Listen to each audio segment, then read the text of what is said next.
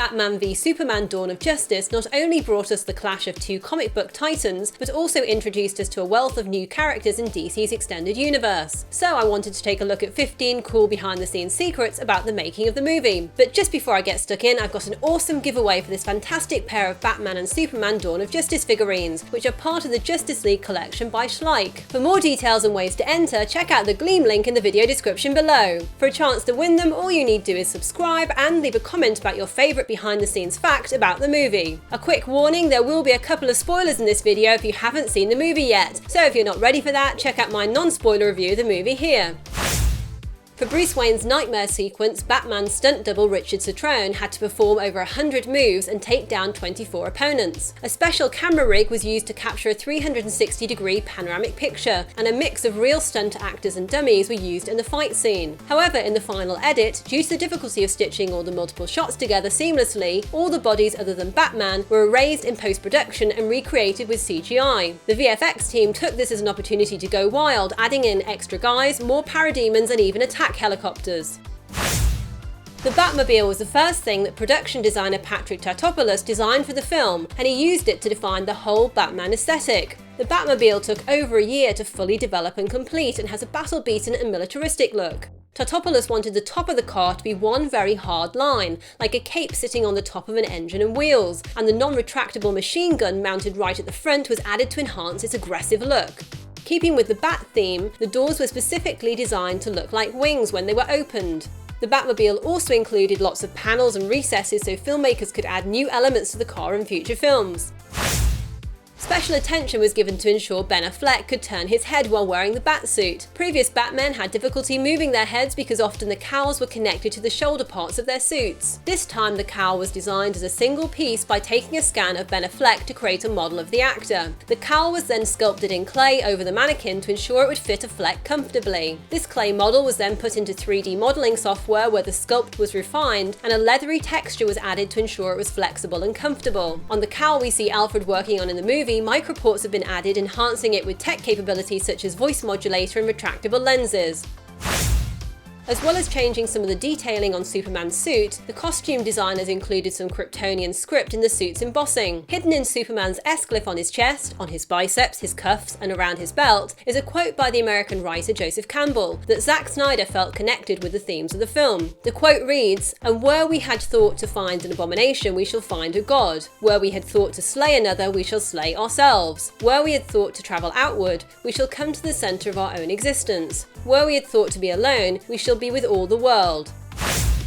Batman and Superman's capes were deliberately designed to look very different. For Superman, the designers went for a sense of impossible perfection, and they used a fabric with an unearthly metallic sheen that blended with the blue of his suit. A hot knife was used to cut the fabric, which was then welded to avoid stitching lines. In contrast, Batman's cape is worn and beaten down with scratches, bullet holes, and encrusted dirt from his career fighting criminals in Gotham.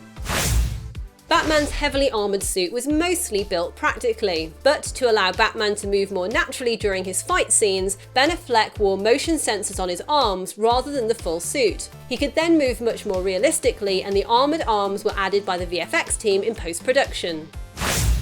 Batman's batarangs were given a more important role in this version of Batman. They're about twice the size of the batarangs used previously, and some have incendiary tips while others can be used as tracking devices. Numerous designs were submitted by the prop designers, and although one design was chosen to be used actively in the movie, in the Batcave armory you can see a second design of an earlier generation batarang to illustrate how Batman has developed his tools and weapons over his career.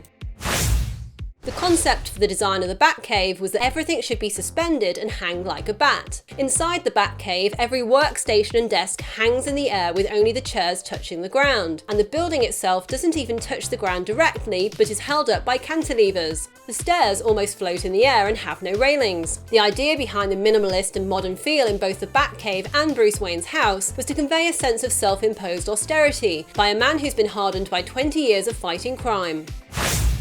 You can actually take a tour for yourself of Bruce Wayne's residence on Google Street View. Google Maps indicates that Bruce Wayne lives in Orion Charter Township, just outside the city of Detroit, where a lot of Batman v Superman was filmed. On Google Street View, you can go right inside Bruce Wayne's bachelor pad, look inside the Batcave, examine the Batmobile close-up, see the defaced Robin costume, and check out Batman's armory and tech systems. To bulk up for his second outing as the iconic hero Superman, Henry Cavill set himself on an even tougher training course than for Man of Steel. Initially, he started on a mass gain program, which made him gain over 20 pounds more weight than his peak weight when training for his first DC movie. Then Cavill went on an intensive conditioning program to become leaner and build muscle. By the time he was on set, he'd gained over 12 pounds of muscle in comparison to when he filmed Man of Steel. As for Ben Affleck's look, one idea that floated around the studio initially was that he needed to look like a young Arnold Schwarzenegger. In the end, though, they agreed that he needed the look of an MMA heavyweight fighter instead. Affleck had to hit the gym for 15 months, even training while he was filming Gone Girl, which meant that he was sometimes pumping iron at 5 AM in the morning. Affleck also stuck to a strict diet, and by the time he was filming as Batman, he weighed 228 pounds with just under 8% body fat. Once Affleck finally got into the Batsuit on set, he found he wasn't completely happy with the script, and on several occasions he rewrote parts of the script at the same time as he was suited up. Of course, Affleck is an Oscar-winning screenwriter and director, and he's already written a script for the next Batman solo movie. Ben Affleck bumped into Christian Bale one day in a costume store in Los Angeles. When Affleck asked Bale for advice on how to play Batman, the only thing Bale had to say was, "Make sure you can piss in that suit." Affleck took the advice literally and made sure a zipper was included in the Batman costume. When actor Robert Atkin Downes performed the creature vocals for Doomsday, he had no idea what role he was providing the voice for, until it became public knowledge that supervillain Doomsday was in the movie. Downes has provided voices in a number of other DC productions, including Batman Bad Blood, Arkham Knight, Beware the Batman, and Justice League Doom.